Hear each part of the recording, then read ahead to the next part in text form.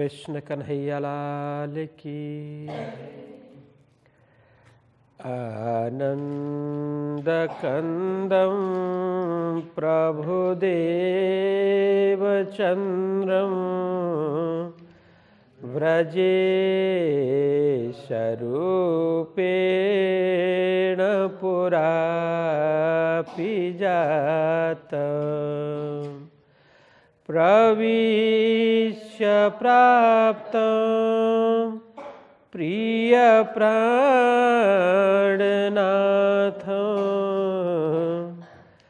परेशपूर्णं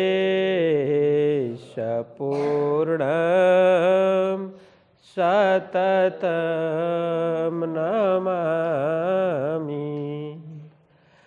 ब्रह्मा प्रिया जागरणाय जाता सर्वस्वपाता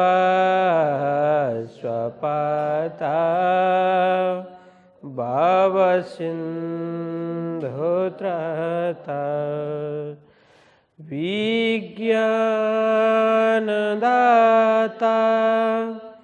निज धर्मधाता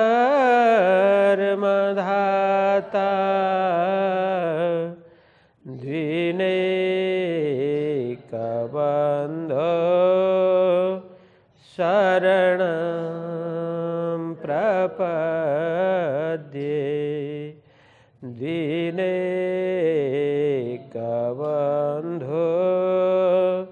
शरणं प्रपद्ये।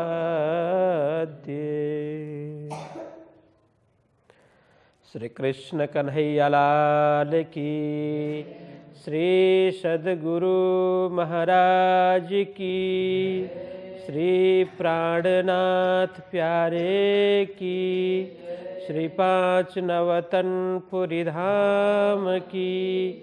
जगद्गुरु आचार्य श्री 108 कृष्णमणि जी महाराज की। समस्त सुंदर साथ की प्रणाम। धर्म प्राण सुंदर साथ जी, बीतक प्रशिक्षण में हम पहुँचे हैं। 14 प्रकरण पूर्ण हुआ। आज हम 15 प्रकरण जो श्री जी का बरारव जाना, बरारव प्रस्थान, यह प्रकरण आज हम श्रवण करेंगे। कुछ चौपाई। 14 प्रकरण में महामती श्री प्राणनाथ जी ने किस प्रकार से विरह किया और सद्गुरु जी ने उन्हें किस प्रकार से समझाया, उनकी मनोदशा, उनकी शारीरिक दशा कैसी थी, उससे बाहर निकालने के लिए सद्गुरु जी ने क्या कुछ किया, ये सब प्रसंग हम सभी ने श्रवण किया 14 प्रकरण में। अंततोगत्वा सद्गुरु जी ने एक उपाय किया कि किसी बहाने से उन्हें गुजरात भेजा। देखिए, मैंने कल भी बात की थी कि किसी बहाना, देखो बहाना बनाना किसको बोलते हैं? किसको बोलते हैं बहाना बनाना? हाँ, जे કોઈ કામ કોઈને સોંપ્યું હોય અને એને કરવાનું ના હોય તે બહાનું કરે, है ना? કંઈક ને કંઈક, જેમ છોકરાઓને શું હોય, छोटे छोटे विद्यार्थी है, इनको तो क्या क्या होता है, जैसे पढ़ना नहीं हो तो सिर दर्द हो गया बोल देंगे और दिखाई तो देता नहीं है ना? पेट दर्द हो गया बोलते हैं, है ना? अब है कि नहीं क्या पता। उनको बहाना, यदि नहीं पढ़ना हो, नहीं जाना हो तो ऐसा बोलते हैं ना, उसको बोलते हैं बहाना। लेकिन यहाँ वैसा अर्थ नहीं है। किसी बहाने से इसका मतलब कार्य तो करना ही था। किस लिए भेजा था? कि कुछ धार्मिक पुस्तकें धार्मिक किताब उनको चाहिए थी। तो उसमें विशेष करके हरिवंश पुराण, ब्रह्मवैवर्त पुराण, पुराण संहिता आदि आदि पुस्तक उनको चाहिए थी। अब उस समय सद्गुरु जी को ऐसा ध्यान में आया कि मुझे बहुत समय से इन पुस्तकों की खोज थी। ये भी उनको पता था कि अहमदाबाद में, गुजरात अहमदाबाद में ये उपलब्ध होगी। अब यहाँ प्राणनाथ जी की ऐसी दशा देख करके उन्होंने सोचा, बालभाई जी से थोड़ी चर्चा की। चर्चा विचारणा के बाद में सद्गुरु जी ने सोचा कि इनको कुछ दिन के लिए किसी माया का कार्य, मतलब सांसारिक अन्य कार्य में उलझा दें, ताकि ये विरह दशा से बाहर निकले, इनका माइंड डाइवर्ट हो, चित्तवृत्ति थोड़ा परिवर्तित हो। ऐसा भाव रख करके उस पुस्तक के बहाने, पुस्तक जरूरी थी लेकिन अति जरूरी उसी समय जरूरी थी ऐसी बात नहीं है, इसीलिए उसको बहाना शब्द प्रयोग किया। जैसे इंग्लिश में क्या बोलते हैं, किसी भी कार्य जो महत्वपूर्ण है उसको बोलते क्या, इम्पोर्टेंट बोलते हैं ना। इम्पोर्टेंट महत्वपूर्ण है, लेकिन कई कार्य होते हैं जो अति जरूरी, जो तुरंत करने जैसे होते हैं, उनको बोलते हैं अर्जेंट, है ना।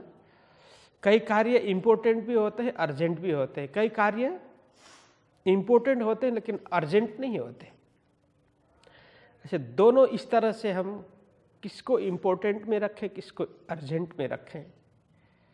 कभी कभी हम ऐसा करते हैं व्यवहार में, जो अभी बहुत आवश्यक नहीं है ऐसा कार्य हम अभी करने लग जाते हैं, है ना।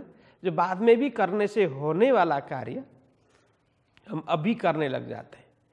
अभी जो अभी करने जैसा है वो उसके प्रति ध्यान नहीं होता है, इसलिए वो सफल नहीं होते, व्यवहार बिगड़ जाता है। तो कार्य सफलता के लिए हमें कैटेगराइज करना होगा कि कौन सा कार्य इम्पोर्टेंट है, कौन सा इम्पोर्टेंट एंड अर्जेंट है, कौन सा मात्र इम्पोर्टेंट है। इम्पोर्टेंट नट है अर्जेंट, इम्पोर्टेंट तो है लेकिन अर्जेंट नहीं है, ऐसे कार्य भी होते हैं ना। तो ऐसे दोनों को देख करके कार्य करें तो हम हमेशा सफल हो पाएंगे। तो यहाँ पर सद्गुरु जी वो पुस्तक का बहाना, वो इम्पोर्टेंट कार्य था लेकिन अर्जेंट नहीं था, तो उनको क्यों भेजा भाई? तो इसीलिए कि उस कार्य के बहाने से ये क्या होंगे, विरह दशा से बाहर आएंगे, उनकी मनोदशा परिवर्तन होगी। जो बार बार परमधाम के दर्शन के लिए, धामधनी के दर्शन के लिए उतावल हो रहे हैं, है ना, उसमें से बाहर निकलेंगे। इसीलिए इसको बहाना कहा। तो सद्गुरु जी ने उधर भेजा, तो उधर से जोश फिरा प्रसंग आया ना, तो वहाँ से मैंने इसका भी दो अर्थ किया था कि एक तो हुक्म के स्वरूप ने उनको वापस कर दिया, ये अर्थ हुआ। दूसरा, अब जो उमंग उत्साह था परमधाम दर्शन के, अब कुछ दिन अहमदाबाद जाकर के आने में तो लगे ना। आज गए कल आए ऐसा होता है? कितने दिन लगते हैं अहमदाबाद जाने, पता है? देखो, अब अहमदाबाद यहाँ से लगभग 300 किलोमीटर है जामनगर से। तो अभी की सुविधा है, रोड रास्ता है, अभी गाड़ी में जाएंगे तो 5 घंटे में पहुँच जाएंगे। अब वहीं पर पहले आज से 18-20 साल पहले से हमें पता है, तब भी अहमदाबाद जाने में 8 से 10 घंटे लगते थे, क्योंकि अब रोड ठीक ठाक, इतनी अच्छी रोड तो थी नहीं, सड़क इतनी अच्छी नहीं थी। तो हम यहाँ से एक मंदिर की गाड़ी थी आरमड़ा करके, 2001 में अहमदाबाद जब परीक्षा देने जाते थे तो यहाँ से वो आरमड़ा गाड़ी लेकर के जाते थे। उसमें सब सामान यहाँ से डाला, भोजन करने की सारा सामान यहीं से डालते थे। तो जाते थे तो 8-10 घंटे लग जाते थे उसमें, तो अभी 4 घंटे से 5 घंटे लगते हैं। तो आज से 50 साल 100 साल पहले और ज़्यादा समय लगता था। अब 50 साल 100 साल पहले भी गाड़ी तो थी, लेकिन इतनी स्पीड की गाड़ी नहीं थी, धीमे धीमे चलने वाली गाड़ी होती थी। उससे पहले जाए तो फिर घोड़े में जाना होता था, ऊँट में जाना होता था, गाड़ा लेकर के जाना होता था, या तो पैदल जाना होता था। अब प्राणनाथ जी महाराज पैदल गए यहाँ से, क्योंकि अकेले कुछ सामान वगैरह ले जाना हो तो गाड़ा वगैरह प्रयोग करते हैं, अकेले जाना हो तो पैदल जाते हैं। अब यहाँ से पैदल जाते हैं तो दिन में 50 किलोमीटर भी चले तो कितने दिन लगेंगे? 300 किलोमीटर हो तो 6 से 7 दिन लगेंगे 50 किलोमीटर चले। अभी के हिसाब से जैसे पैदल यात्री होते हैं ना, पैदल चलने वाले, ये लोग 30-35 किलोमीटर दिन में चलते हैं। तो इस हिसाब से 10-11 दिन 12 दिन लगेंगे, है ना। तो प्राणनाथ जी महाराज अब उस समय अकेले थे तो हो सकता है 50 किलोमीटर। अब सीधा वहीं पहुँचे ऐसा भी नहीं, कहीं बीच में सत्संग करते हुए भी चले होंगे, किसी से मिलते हुए भी चले होंगे, कुछ भी हो, जाने आने में 15-20 दिन का समय लगा ही होगा। तो इतने में उनका माइंड डाइवर्ट हो गया, जोश फिर गया, मतलब अब थोड़ा विरह से थोड़े बाहर आ गए। फिर सदगुरु जी ने सोचा कि इनको यहीं इसी तरह से रखें तो फिर विरह करने लग जाएंगे, विरह में उतर जाएंगे। तो इनको कुछ लंबा ऐसे बड़ा काम दे दे जो ज़्यादा समय लगे, अधिक समय लगे, ज़्यादा दिन लगे, ऐसे काम में उलझा दे, ऐसा सदगुरु जी को लगा। तो अब सदगुरु जी ने परामर्श किया, किनसे? गांगजी भाई से। क्या करना चाहिए? महाराज जी बड़े विरह करते हैं, यदि यहीं पर उनको रखा जाए तो फिर चर्चा श्रवण करते हुए फिर उनको विरह होने लगेगा। तो ऐसा कुछ काम, कुछ दिन के लिए इनको उसी काम में लगा दे, क्या करना चाहिए? तो गांगजी भाई, बालबाई जो गांगजी भाई की बहन है, और सदगुरु जी के साथ में ऐसे उस समय के आगेवान सुंदर साथ ने चर्चा किया। क्या चर्चा की? कि हाँ, अब महाराज जी को कहाँ? अरब भेज देना चाहिए। क्यों? अब यहाँ कहते हैं अरब इसलिए कि गांगजी भाई के भाई खेता भाई वर्षों से अरब में रहते हैं, बसरा करके शहर में वहाँ रहते हैं। जब से गए वित्तक के प्रसंग के आधार पर ऐसा लगता है कि वो आए ही नहीं, वर्षों बीत गए। तो उनको समझा करके अपने देश वापस ले आए और उन्होंने खूब संपत्ति एकत्रित की है। तो वो आएंगे तो संपत्ति भी लेकर के आएंगे, इससे क्या होगा? धर्म का अच्छा कार्य होगा। तो वे भी अपने कुटुंब परिवार से मिलेंगे, अकेले अकेले रह करके कोई अर्थ नहीं है। तो ऐसा सदगुरु जी के साथ में गांगजी भाई, बालबाई आदि ने चर्चा की। तो सदगुरु जी को भी लगा कि हाँ, बात तो सही है, ऐसा ठीक है, क्योंकि ये होशियार भी है और सबको समझा सके ऐसे भी है, इसलिए इनको इसी काम में लगा देना चाहिए ताकि ये विरह दशा इनके जीवन में न हो, क्योंकि भविष्य में इनके द्वारा ही प्रचार प्रसार का सारा कार्य करवाना है। इसलिए इनको इनकी जतन करना, इनकी सुरक्षा करना भी ये हमारा कर्तव्य है। ऐसा विचार करके सदगुरु जी ने अब क्या वो आज्ञा की, किस तरह से? तो इस प्रकरण में ये प्रसंग है श्री जी का बरारब जाना। बोलो कृष्ण कन्हैया लाल की। तो यहाँ आप शुभारंभ करते हैं। संबत 1700 तिलोत्तरे मिने हुक्म हुआ श्रीराज, गांगजी भाई के काम को तुम जाओ श्री मिहिराज। अब कितने? विक्रम संबत 1700 तिलोत्तरे मतलब 3 विक्रम संबत 1703 के समय में हुक्म हुआ श्रीराज। यह श्रीराज मतलब सदगुरु जी के लिए, सदगुरु श्री राज जी के ही स्वरूप ऐसे सदगुरु जी ने हुक्म किया, आदेश किया मिहिराज को। क्या आदेश किया? गांगजी भाई के काम को है मिहिराज अपने पास बुला करके कहा, है मिहिराज एक महत्वपूर्ण काम है, तो वो मैं आपको सौंप रहा हूँ। क्या काम? कि गांगजी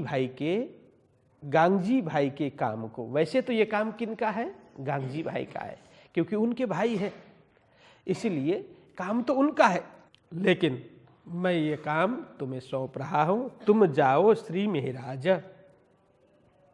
कर्तव्य उनका है, कार्य उनका है, लेकिन मैं तुम्हें ये काम सौंप रहा हूं, तुम जाओ उनके कार्य के लिए, उनके कार्य सफलता के लिए, कार्य सिद्धि के लिए आप जाओ। तो यहाँ कहते हैं खेता भाई गांगजी का गया है बरारब, 25 वर्ष इनको भाई तुम सिताब जाओ। अब यह स्पष्ट बता दिया कि हे महाराज जी, खेता भाई है जो गांगजी भाई के भाई होते हैं, उनकी पत्नी यहाँ पर है, कौन है? हीरबाई। उनके वंशावली में हमने उनका भी नाम सुना था। खेता भाई, किनकी पत्नी, खेता भाई की पत्नी कौन? हीरबाई, जो सदगुरु जी को नित्य प्रति भोजन बना करके खिलाती थी। तो ऐसे खेता भाई जो गांगजी भाई के भाई होते हैं, गया है बरारब, वो बरारब गए हैं। देखो बरारब, अभी बरारब नहीं बोलते हैं, अभी उसको इराक बोलते हैं, ठीक है, इराक। लेकिन बरारब को अरब भी बोलते हैं। अब अरब में, अरब मतलब एक देश नहीं है। कभी कभी हम समझते हैं अरब एक देश होगा, ऐसा नहीं है। जो अरब कंट्रीज बोलते हैं ना, अरब में कई देश है। तो अरब नाम क्यों पड़ा? तो बोलते हैं कि अरबी एक भाषा है, जो अरबी भाषा बोलने वालों को, सब जहाँ जहाँ भाषा बोली जाती है अरबी, उन सबको अरब बोल दिया गया। तो अरब में तो कई देश है अभी, इराक, ईरान, ओमान, मस्कत, अभी जो पैलेस्टाइन है वो भी अरब में आता है। अनेक देश है, जैसे बहराइन है, कतर है, कतर इसको कतार भी बोलते हैं, विशेष करके वो कतर है।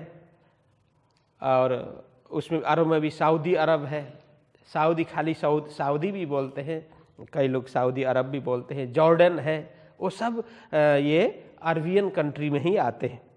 तो और भी कई देश है, जैसे अल्जीरिया है, सीरिया है, सूडान है, ये सब ही अरबियन कंट्री में आते हैं।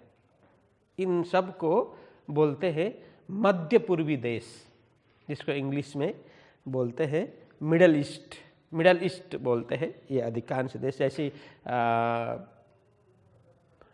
अभी का जो दुबई है, जिसको अब यूनाइटेड स्टेट अमीरात बोलते हैं, UAE, तो ये सब ही अरबियन कंट्रीज है। तो उनमें से एक देश है इराक। तो इराक गए प्राणनाथ जी महाराज उस समय, इराक। ये अभी बरारब नहीं मिलता है, ऐसे अरब देशों में एक इराक, बस वहाँ पर गए हैं। कौन? खेता भाई।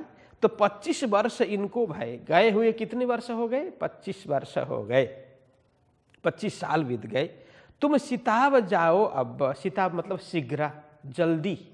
हे महाराज, तुम अब गांगजी भाई के इन कामों को, काम की सिद्धि के लिए तुम जाओ, शीघ्र ही अब इराक जाओ। यहाँ अब जगह है, कहाँ जाते मैं बाद में बताऊंगा, कि तुम सिताब जाओ अब शीघ्र ही तुम जाओ। जो यह आवे साथ में, तो सेवा होए श्रीराज, सो शोभा होए तुमको पूरे होए सब काज। अब कहते हैं, हे महाराज, जो यह आवे साथ में, आप जाओ, समझा करके उनको अपने देश वापस बुला करके लेकर के आओ, और उनके द्वारा जो अर्जित संपत्ति है, अर्थ है, वो भी अपने देश में लेकर के आओ।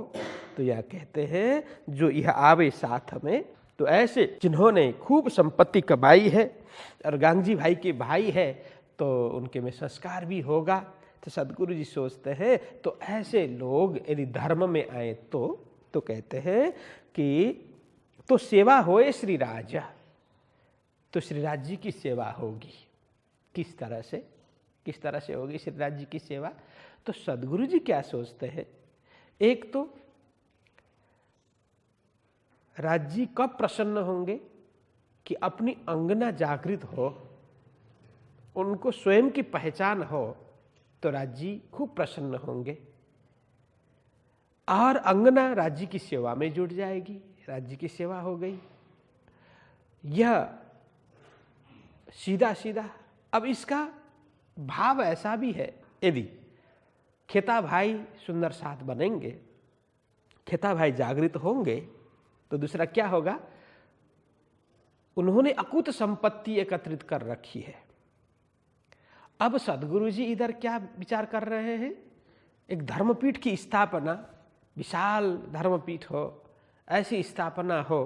उन्होंने तब एक पर्णकुटी तो बनाई थी, उसके लिए तो बहुत अधिक खर्च की आवश्यकता नहीं है, लेकिन जो बड़े आकार में, विशाल रूप में मंदिर बनाना है, तो खर्च की आवश्यकता पड़ेगी। पैसे तो आज भी जरूरत है, उस समय भी जरूरत थी। अर्थ बगैर कोई भी कार्य सिद्ध नहीं होगा। इसीलिए सदगुरु जी सोचते हैं, यदि खेता भाई जागृत होंगे, सुंदर साथ बनेंगे, तो उनके द्वारा जो कमाई गई संपत्ति है वो धर्म में लगा सकते हैं।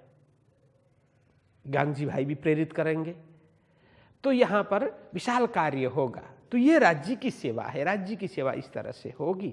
ऐसा करके सदगुरु जी समझाते हैं कि यह राज्य की बड़ी सेवा होगी, आप जाओ और शोभा होए तुमको। यदि वे जागृत होंगे तो, इधर आएंगे तो, उनकी संपत्ति के द्वारा यहाँ राज्य के लिए बड़ा स्थान बनेगा, तो इसकी शोभा, इसका यश, इसकी कीर्ति, यहाँ सो शोभा होए तुमको, इसका श्रेय, शोभा ये आपको प्राप्त होगा, श्रेय आपको मिलेगा।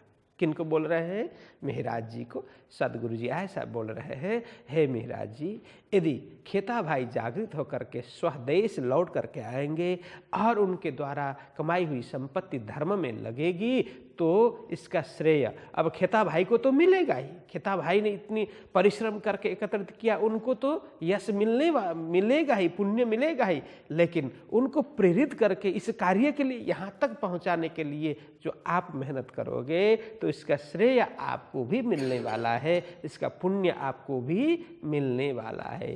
इसीलिए बोलते हैं, सो शोभा होए तुमको, यह धर्म का बड़ा कार्य होगा, तो उसकी शोभा आपको भी प्राप्त होगी। पूरे होए सब काज। देखो, यदि ऐसा होगा तो सबके मनोरथ सिद्ध होंगे, सब काज या सभी के मनोरथ सिद्ध होंगे, सब कार्य पूर्ण होंगे।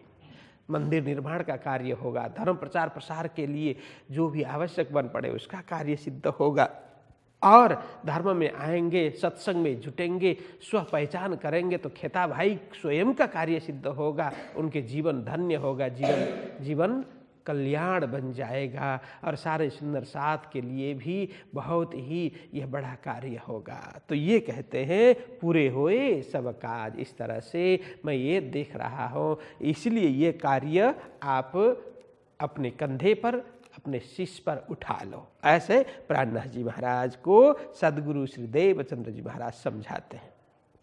श्री देवचंद्र जी ने कहा, सो मान लिया हुक्म, नाव चलत बरारब, तामे बैठो तुम। तो श्री देवचंद्र जी महाराज की आज्ञा पाते ही उन्होंने आज्ञा सिरधार्य कर लिया।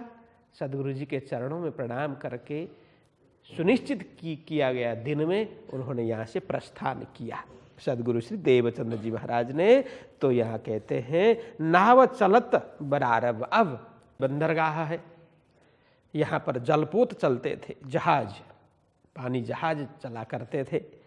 तो पानी जहाज में जाना होता था तब, क्योंकि पैदल भी नहीं जाते थे, क्योंकि जल मार्ग है। स्थल मार्ग हो तो पैदल जाते हैं या तो घोड़ा लेकर के जाते हैं, लेकिन जल मार्ग हो तो क्या करते हैं, पानी जहाज। उस समय जो भी जलपोत चलते थे, नाव वगैरह चलते थे, उस समय वैसा ही उसी साधन से यात्रा करते थे। तो यहाँ कहते नाव चलत बरारब। अब जामनगर से नाव चलने लगी, जलपोत चलती है। तामे बैठो तुम। अब यहाँ सदगुरु जी ने कहा कि उसमें जाकर के आप बैठो, किस दिन यहाँ से प्रस्थान करना है वो सब देख करके उसमें जा कर के बैठो। तो ऐसे सदगुरु जी ने आज्ञा की। अब सदगुरु जी की आज्ञा लेकर के वे प्रस्थान करते हैं। कब? माह फागुन के महीने। ये माह मतलब महीना, कई लोग इसको माघ फागुन बोल देते हैं। यहाँ माह मतलब मास, महीना के लिए है। फागुन के बीच में, फागुन महीना में नाव चले जब, फागुन महीना में यहाँ से बैठते हैं नाव में। जब नाव चला, कितने दिन में पहुँचे? 40 दिन में पहुँचे ही जाए बरारब तब। 40 दिन यहाँ से नाव में बैठ करके 40 दिन में श्री प्राणनाथ जी महाराज बरारब पहुँचते हैं, अभी के इराक। वहाँ भी एक शहर है जिसको बसरा बोलते हैं, बसरा शहर पहुँचते हैं। देखो इराक भी तो बड़ा है, अरब तो इतने कंट्रीज है, तो कहाँ गए? तो बोलते हैं बसरा। बसरा एक शहर है, इराक के 3-4 प्रमुख नगर है, शहर है, उनमें से एक बसरा इराक का एक प्रमुख कुछ नगरों में से एक है बसरा। तो वहाँ पर जाते हैं। तो बसरा को बोलते हैं कि इराक की आर्थिक राजधानी भी बोलते हैं। वहाँ ये बंदरगाह है। बंदरगाह किसको बोलते हैं? हाँ, जो समुद्री किनार हो और वहाँ पर जहाज का आना जाना, जहाज से व्यापार व्यवसाय आदि, एक देश से दूसरे देश में वहाँ से सामान ले जाना, लोगों का आना जाना। जो अभी स्टेशन, रेलवे स्टेशन है ना, अभी रेलवे स्टेशन है, एयरपोर्ट है, इसी तरह से जहाज के लिए भी तो पोर्ट होता है ना। जैसे कच्छ में है मुद्रा पोर्ट है। अब यहाँ पहले जामनगर में ही था और पोरबंदर में भी था, और यहाँ एक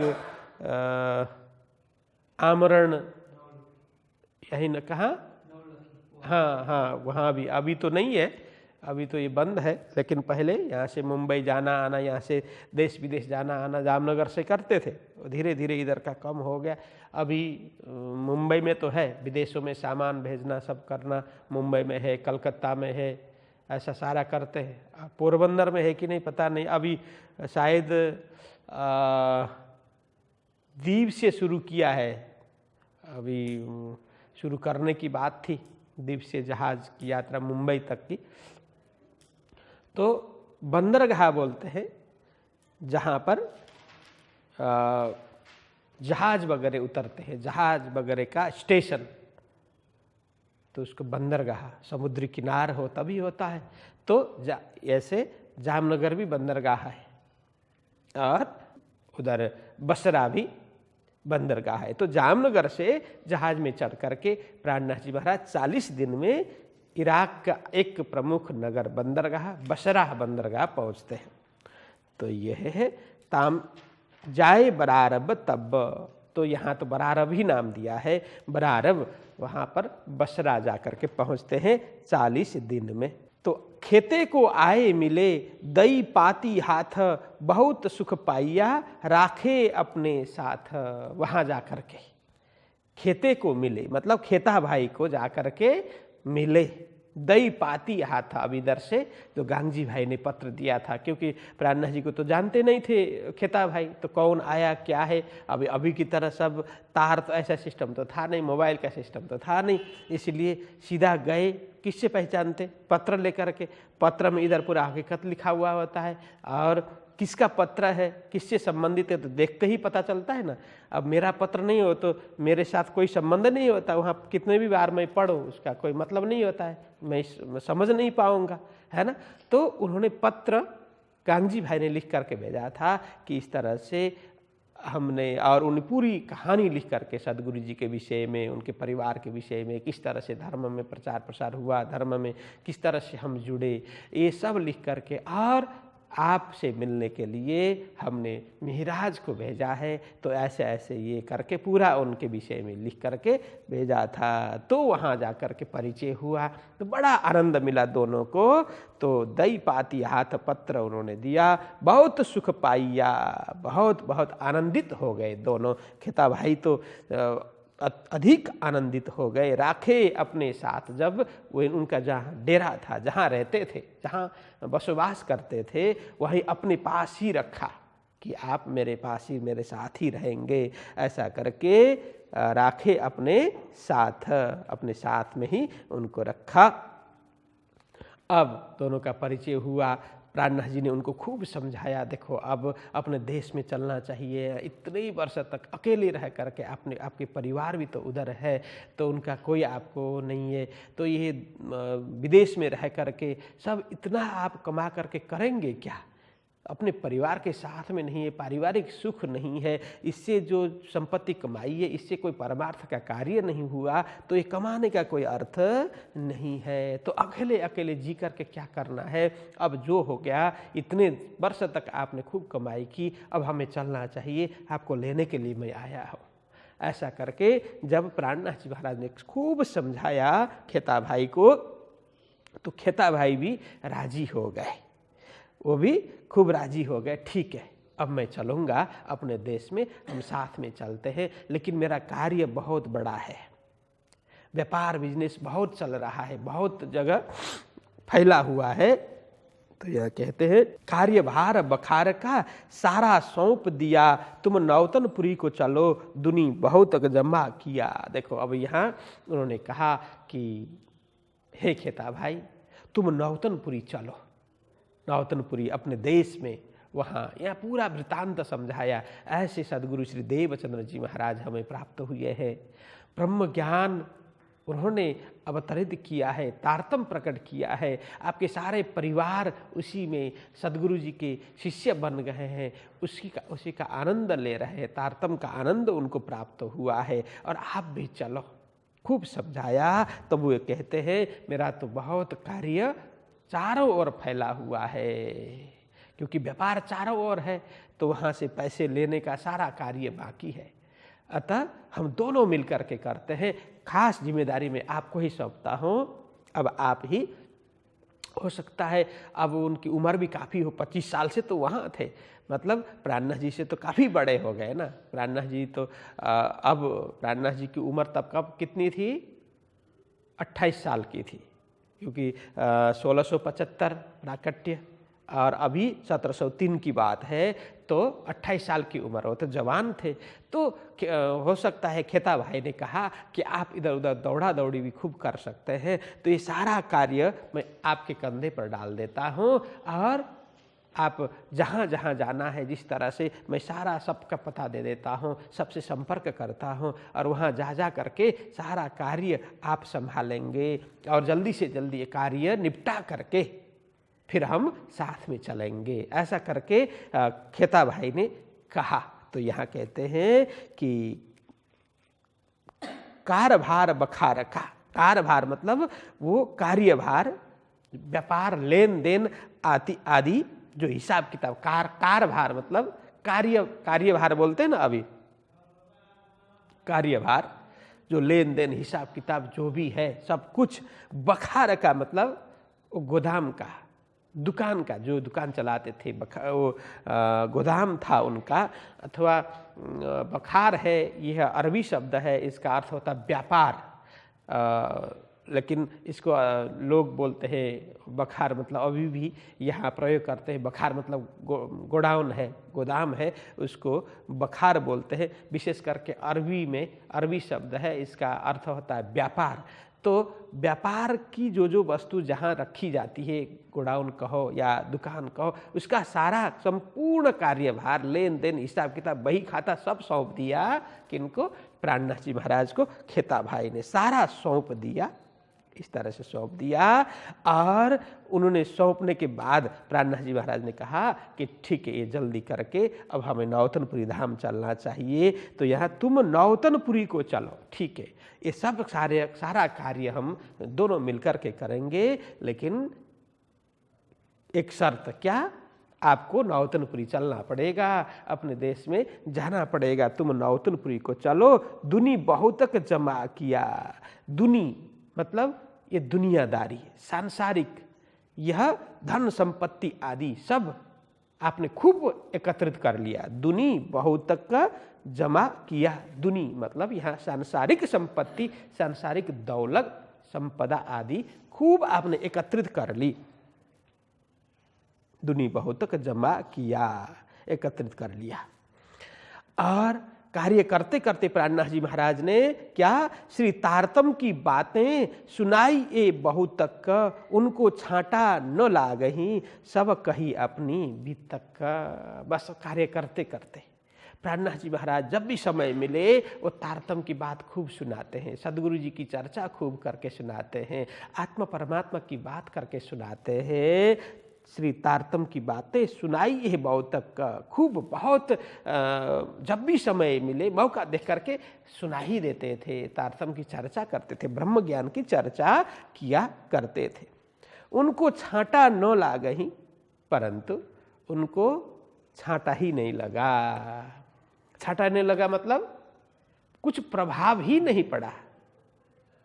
इतना प्रयत्न प्राणनाथ जी महाराज ने किया, लेकिन प्रयत्न का कोई प्रभाव ही नहीं पड़ा, असर ही नहीं पड़ा उनको। जैसे चिकने घड़े में पानी का बूंद नहीं टिकता बोलते हैं ना, तो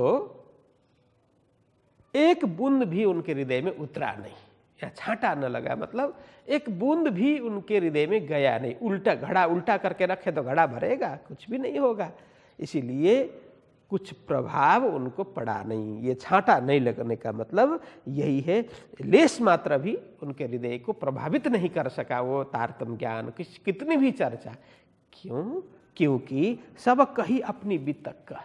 स्वयं ने कहा, खेता भाई ने प्राणनाथ जी को अपनी पूरी बीतक कहा सुनाई कि आप सुना तो रहे हैं, ये ब्रह्म ज्ञान की चर्चा मेरे से ग्रहण ही नहीं हो रहा है। आप कितना भी समझाएं, मेरे जीवन को इससे फर्क पड़ने वाला नहीं है। और जो आप सोच रहे हैं, बहुत बड़ी ऊंची बात सोच रहे हैं कि मैं जाऊं तो मेरा भी आत्मकल्याण होगा, मैं जागृत हो जाऊंगा आदि आदि, और मेरे से जो एकत्रित की गई संपत्ति है वो ले जाएंगे तो धर्म का कार्य होगा, समाज का कार्य होगा, ऐसा आप सोच रहे हैं।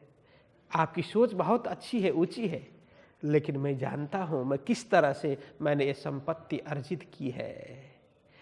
तो ये कभी भी धर्म में लगने वाली संपत्ति नहीं है, मैं जानता हूं। क्योंकि स्वयं के बारे में हर कोई जानता है ना, स्वयं के बारे में हम सब कोई दूसरे को नहीं जानते, लेकिन स्वयं के बारे में अच्छी तरह से जानते हैं। मेरा आचरण कैसा है, मेरी रहनी करनी कैसी है ना, मेरी स्थिति किस प्रकार की है, वो सब स्वयं जानते हैं। दूसरे के कहने से कुछ नहीं होता, स्वयं समझ लेते हैं। इसलिए वे भी क्या बोलते हैं, तो देखिए यहाँ जो कहा सब कही अपनी बीतक का, तो यहाँ जैसे उन्होंने कहा अपनी बीतक, मेरी क्या दशा है, मैं किस तरह से यहाँ धन उपार्जन कर रहा हूँ, किस तरह से मैंने ये सभी कमाई है, सब एकत्रित किस तरह से की है, वो मेरे से अलावा अतिरिक्त और कोई नहीं जानता। मैं अच्छी तरह से जानता हूँ मेरी क्या दशा है। इसलिए मुझे नहीं लगता कि यह किसी भी तरह से धर्म में यह संपत्ति आने वाली है, काम में आने वाली है। स्पष्ट बता देते हैं। लालदास वितक में तो यह प्रसंग स्पष्ट बताया नहीं है, लेकिन वृत्तांत मुक्तावली में बताते हैं कि, या वृत्तांत मुक्तावली की चौपाई है कि जग में जेते न जो जाही, आप ऐब जानत मन माही। तो कहते हैं जग में जितने भी लोग हैं, एक एक व्यक्ति अपनी कमी के विषय में जानता है, अपनी अच्छाई के विषय में जानता है, अपनी बुराई के विषय में भी जानता है ना।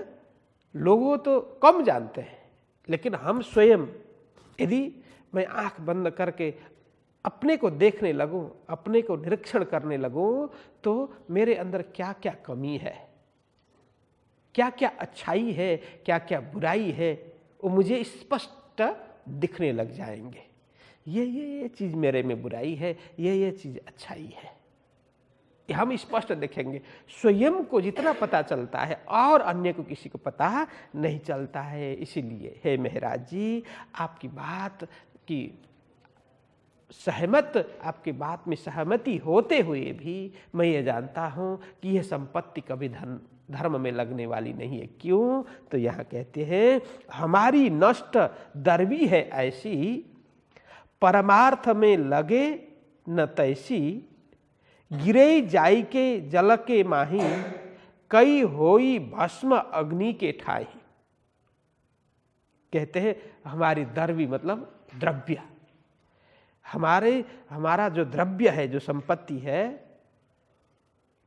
परमार्थ में लगे न तैसी। आप जिस तरह से बोल रहे हैं उस तरह से परमार्थ में लगने वाला द्रव्य नहीं है, संपत्ति परमार्थ में लगने वाली नहीं है। क्या होगा? तो बोलते गिरे जाई के जल के माही। शास्त्रों ने कहा है जो अन्याय से उपार्जित जो संपत्ति है, अनीति की संपत्ति है, अनीति से कमाया गया धन है, उसकी 3 गति होगी। क्या क्या? तो कहते हैं गिरे जाई के जल के माही, पानी में वो संपत्ति डूब जाएगी। 3 गति में, एक पानी में डूब जाएगी। 2 बोलते हैं कई हुई भस्म अग्नि के ठाई, या तो आग उसको जला डालती है, आग नष्ट कर देती है उस द्रव्य को, उस संपत्ति को। तीसरा बोलते हैं कई जाई राज घर जाई, रहे पाप पापी घर माही। तीसरा क्या होगा? राजकोष में जमा हो जाएगा, राजा के घर में, राज दरबार में यह पहुंच जाएगा, क्योंकि जो जहां का अधिकारी है वहीं पर नियुक्त हो जाएगा, उसको वहीं पहुंचना होगा, है ना। तो पापी है तो पापी के घर में ही रहेगा। तो यह कहते हैं रहे पाप पापी घर माही। तो ये पाप करके जो मैंने एकत्रित किया है, अनीति से एकत्रित किया है, अब हो सकता है उस समय अभी भी जीव हत्या करके मांस का व्यापार करना, वहां नहीं, अब अपने हिंदू में भी कितना दुखद है। हिंदू प्रजा भी संपत्ति कमाने के लिए जीव हत्या करके बाजार में मांस काट करके बेचते हैं, और कई लोग शराब बेचते हैं, और कई लोग दूसरे को ठगी करके किसी भी तरह से साम दाम दंड भेद, किसी भी तरह से धन आए, धन का उपार्जन हो, इसके लिए प्रयत्न करते हैं। ये सारा जो अन्याय से उपार्जित जो संपत्ति है, धन है, इनकी 3 ही गति होगी। एक तो पानी में डूब जाएगी संपत्ति, दूसरी आग जला डालेगी, तीसरा है राजकोष में जमा हो जाएगा, इनकम टैक्स वाला आकर के ले जाएगा। लेकिन समाज में और सही स्थानों में धर्म की सेवा उन पैसों से होगी नहीं। तो यहाँ बोलते हैं जो जहाँ से आया धनी तहाँ पहुँचावे तिन्ना। जो जहाँ से आया है, जिस प्रकार से वो संपत्ति हमने एकत्रित की है, उसी तरह से परमात्मा वहीं पहुंचा देते हैं, उसको लौटा देते हैं। वो उपयोग सही सत कार्य में, पुण्य कार्य में उपयोग नहीं होगा। इस तरह से यहाँ सब कही अपनी वितक। तो इसलिए शास्त्र में भी कहते हैं ना कि अन्यायोपार्जितम द्रव्यम, जो अन्याय से उपार्जित जो द्रव्य है, अन्याय से अनीति से, किसी को दुखी करके, किसी को पीड़ा दे करके, किसी को रुला करके, यह कहते हैं अन्यायोर पार्जितम द्रव्यम 10 वर्षाणि तिष्ठति। तो इस तरह से अन्याय द्वारा उपार्जित जो द्रव्य है, संपत्ति है, वो कितने वर्ष तक काम में आएगी, कितने वर्ष तक अपने पास टिकेगी? बोलते 10 वर्ष। 10 वर्षाणि तिष्ठति प्राप्ते 11 वर्षे समूलम च विनश्यति। 11 वर्ष लगते ही, 11वां वर्ष लगते ही समूल नष्ट होगा। उससे जो जो कार्य किया गया है वो सारा भी नष्ट होगा, वो मूल भी नष्ट होगा, और उससे किया गया सारा कार्य भी नष्ट होगा, उससे नुकसान ही नुकसान होगा। इसलिए अन्याय से उपार्जित अर्थ, संपत्ति, धन कभी परमार्थ के लिए काम में आने वाला नहीं है। तो इस तरह से कहते हैं कि सब कहीं अपनी वित्त का जो जिस तरह से का व्यापार है, किस तरह से संपत्ति एकत्रित की है, स्पष्ट बता देते हैं। फिर भी अब उन्होंने, प्राणनाथ जी महाराज ने सोचा कि इतना स्पष्ट कोई व्यक्ति बोल रहा है, अपने विषय में मैं ऐसा हूँ करके, अपने अवगुण के विषय में, अपने पाप के विषय में, अपनी कमी कमजोरी के विषय में कोई बता दे, वो भी कोई साधारण व्यक्ति नहीं बता सकता, नहीं तो सारे छुपाते।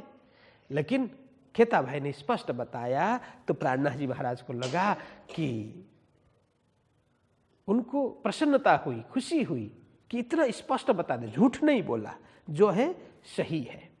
कोई गलत भी करता है तो सच बोले तो माफी का पात्र हो जाता है। हाँ, सच बोले, और झूठ बोले तो गलती भी कर रहा है और झूठ भी बोल रहा है तो माफी का पात्र नहीं होगा, क्षमा का पात्र नहीं होगा।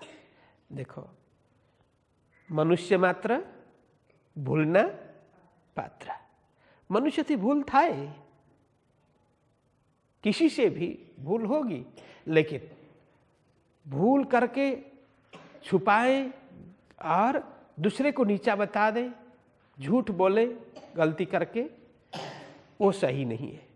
हाँ, भूल हो गई, गलती हो गई, होगी गलती, कुछ करते करते, कुछ करने वाला ही गलती करेगा ना, ऐसे निकम्मा बैठने वाला तो गलती करेगा नहीं।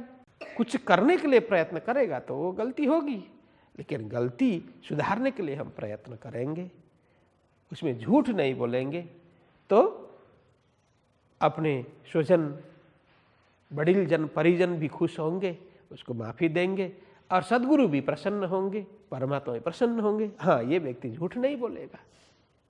तो प्राणनाथ जी महाराज भी खुश हो गए। इतना सब कुछ इन्होंने स्पष्ट बता दिया, मानो अपना जीवन खुली पुस्तक हो, इस तरह से उन्होंने स्पष्ट बता दिया। फिर भी प्राणनाथ जी महाराज सोचते हैं, इनको उतर ले चलो तो सेवा होए श्री राज, ठीक है, मैं अपना कर्तव्य मैं पूर्ण करूँगा, मैं किसी भी तरह से इनको लेकर के अपने देश में चलूँ तो क्या होगा, सेवा होए श्री राज, बस राज्य की सेवा होगी। साक्षात राज्य स्वरूप सद्गुरु जी की आज्ञा है, इनको ले जाएं तो सद्गुरु जी की जो आज्ञा पालन की जो सेवा है वो तो मैं पूर्ण करूँगा, आज्ञा पालन का जो कर्तव्य है मैं पूर्ण करूँगा। भाई है गांगजिया का, इनसे होता है काज। इसीलिए भी ये गांगजी भाई प्रथम सुंदर साथ, सद्गुरु जी के प्रथम शिष्य, पूर्ण रूप से निष्ठावान, पूर्ण रूप से समर्पित है, सद्गुरु जी को सब कुछ सौंप दिया। चाकला मंदिर तो उन्होंने सद्गुरु जी को ही सौंप दिया, अब मेरा कुछ भी नहीं है, आपका ही है करके। ऐसे भाई गांगजी भाई और उनका भाई ये, तो इनको ले चलूं तो इनसे भी तो सेवा ही होगी। ऐसे भाई का जो भाई है उसमें भी तो कुछ न कुछ गुण भाई का ही आएगा ना, है ना। तो बोलते हैं भाई है गांगजिया का, इनसे होता है काज, बस इनसे ये धर्म का कार्य अवश्य में होगा। अपने भाई भी समझाएंगे, वहाँ जाने के बाद इनका मन भी परिवर्तन होगा, तो इनसे धर्म का कार्य अच्छा होने वाला है। तो 4 बरस परवारते रहे बरारब, जब खेता पहुँचा अपने ठौर को, मौत हुआ तब। बस यह विचार करते हुए दोनों मिलकर के वो व्यापार विनिमय जो भी था, लेन देन, सबके साथ व्यवहार मिला रहे थे, एक एक वही खाता देख देख करके प्राणनाथ जी और खेताबाई दोनों मिल करके। तो ऐसे में खूब समय वहाँ पर लगा। यहाँ बोलते हैं 4 वर्ष परवारते, 4 साल तो उसको वो एकत्रित करते हुए, परवारते मतलब उसको समेटते हुए, वो जो व्यापार बिजनेस है ना, सबको समेटते हुए। अब आना है तो किसी को सामान माल सामान कहीं भेजना हो तो अब नहीं भेजेंगे, जो भी जहाँ से लेना हो तो उसको हिसाब किताब लेंगे। इस तरह से धीरे धीरे धीरे व्यापार को समेटते हुए, एकत्रित करते हुए 4 वर्ष परवारते रहे प्रारंभ जब, इस तरह से 4 वर्ष तक वहाँ रहे। लेकिन उसके बीच की घटना यहाँ बता रहे हैं। खेता पहुँचा अपने ठौर को, बस खेता भाई की मृत्यु हो गई। अब यहाँ समझने की बात है, खेता पहुँचा अपने ठौर को, खेता भाई अपने स्थान पर पहुँच गया। यहाँ नहीं लिखा कि खेता भाई का धामगमन हो गया, परमधाम गमन हो गया, वैकुंठवास हो गया, स्वर्गवास हो गया, कहीं नहीं लिखा। क्या लिखा? अपने ठौर को, खेता पहुंचा अपने ठौर को, मौत हुआ तब, बस खेता भाई अपने जगह में पहुंच गए, खेता भाई की आत्मा अपनी जगह पहुंच गई। ऐसा क्यों लिखा होगा? क्योंकि वो कहां से आए क्या पता, जो जहां से आया वहीं जाएगा ना, जिसका संबंध जिससे है वही जाएगा। सूर्य से क्या निकलती है? रोशनी, किरण, है ना। सूर्य से निकलती हुई किरणें लौट करके कहाँ जाएगी? सूर्य के पास में जाएगी, है ना। जैसे प्रातः काल में सूर्य से किरणें निकलती है, शाम होते होते धीरे धीरे वो सूर्य में जाकर के समा जाती है, ऐसे ही दिखाई देता है ना। इसी तरह से पानी कहाँ से बरसता है? बादल से। बादल में पानी कहाँ से एकत्रित होता है? जमीन से। है देखो, समुद्र में जो पानी है ना, उसको वाष्पीकरण करके उसको सूर्य खींचता है, ठीक है। वो भाप के रूप में ऊपर खींचता है, वही बादल बन जाता है, ठीक है।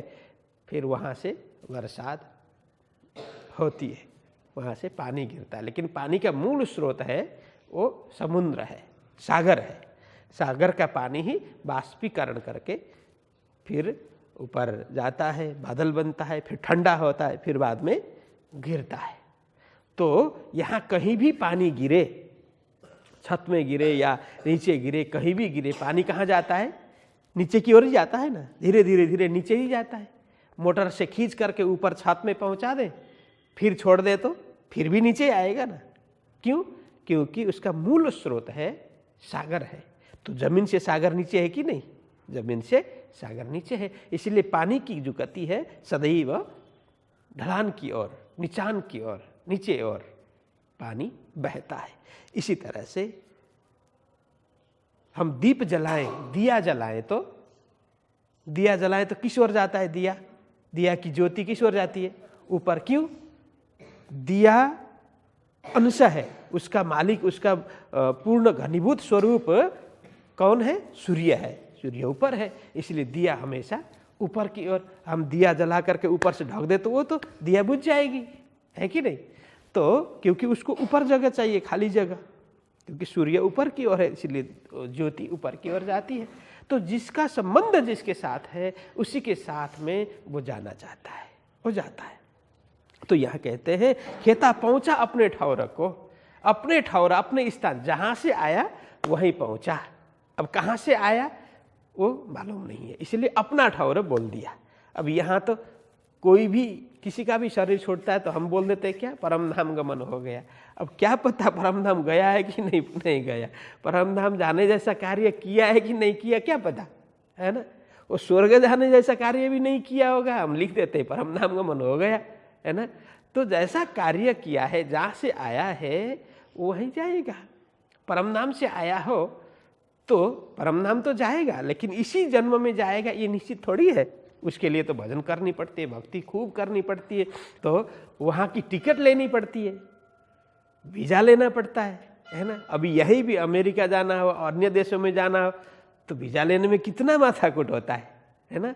कितना परिश्रम करना पड़ता है, अनेक डॉक्यूमेंट्स वो सब दिखा करके उनको योग्य लगे तो भी योग्य लगे इसका कोई उनका क्राइटेरिया नहीं है कि हाँ ये चीज़ हो तो देंगे, नहीं उनको ठीक लगे तो देना है, नहीं तो नहीं देना है। कितना भी आप बैंक बैलेंस दिखाओ, कितने भी बड़े आदमी हो, कुछ होने वाला नहीं है, उनको ठीक लगे तो देना है, नहीं तो नहीं देना है। यहीं भी तो परमधाम जाने के लिए तो कितनी तैयारी होनी चाहिए होगी, कितनी मतलब पवित्रता, कितनी शुद्धता। तो हम तो सबको परमधाम गमन बोल देते हैं, लेकिन यहाँ बोलते हैं कि खेता पहुँचा अपने ठौर रखो। तो प्राणनाथ जी महाराज विशेष करके 3 स्थान बताते हैं वाणी में। क्या क्या? जीव सृष्टि वैकुंठ लो, जीव सृष्टि वैकुंठ लो। जो जीव सृष्टि है वो किसी भी तरह से वैकुंठ तक पहुंच जाते हैं। जीव सृष्टि का स्थान वैकुंठ है। सृष्टि ईश्वरी अक्षर, बस ईश्वरी सृष्टि हो तो अक्षरधाम तक पहुंच जाती है। तो कहते हैं ब्रह्म सृष्टि अक्षरातीत लो, कहे शास्त्र यूं कर। बस ब्रह्म सृष्टि ही अक्षरातीत पूर्ण ब्रह्म परमात्मा के धाम परम धाम में पहुंच जाती है। इसलिए जीव सृष्टि हो तो वैकुंठ, ईश्वरी सृष्टि हो तो अक्षरधाम, और ब्रह्म सृष्टि हो तो परम धाम। तो कहते हैं आप अपने वतन पहुंचते अटकाव न होवे किन्न। बस अपना धाम, अपने घर में जाने के लिए कोई रोकता नहीं है। कैसा भी बदमाश आदमी, कैसा भी कार्य करके घर में पहुंचे तो घर वाले थोड़ी रोकेंगे, है ना। घर वाले अंदर बुलाएंगे, अंदर रखेंगे, फिर बाद में फटकारेंगे, कुछ भी करेंगे यदि उनको पता चले तक कुछ भी हो, लेकिन दूसरे के घर में जाने नहीं देंगे। लेकिन अपने घर में जाने के लिए कोई रोकता नहीं है। तो यहाँ कहते हैं आप अपने वतन पहुँचते, बस भजन करके पहुँचा हो तो सब स्वागत करेंगे, लेकिन भजन बिना पहुँचा है तो भी घर में तो कोई रोकेंगे नहीं। बाद में उसको लज्जा शर्म जो भी होगी बाद में होगी, कोई अटकाता नहीं है, कोई रोक टोक नहीं है। जो जहाँ से आया धनी तहाँ पहुँचावे तिन्न। बस जो जहाँ से आया है धनी पहुँचावे तिन्न। बस परमात्मा की प्रेरणा आज्ञा से जो जहाँ से आया वहीं पहुँच पाएगा। तो यहाँ कहते खेता पहुँचा अपने ठौर को, मौत हुआ जब। इस तरह से खेता भी उनकी मृत्यु हो गई। वो कहाँ की चेतना थी, कहाँ का जीव है, वो वहीं तक पहुंच जाता है। तो इस तरह से 10 चौपाई तक आज चर्चा हो गई। आज यही रखेंगे, बाकी फिर कल से। बोलो कृष्ण कन्हैया लाल की। 4 बरस परवार ते, रहे बरार बजाब। खेता पहुँचा अपने ठौर को,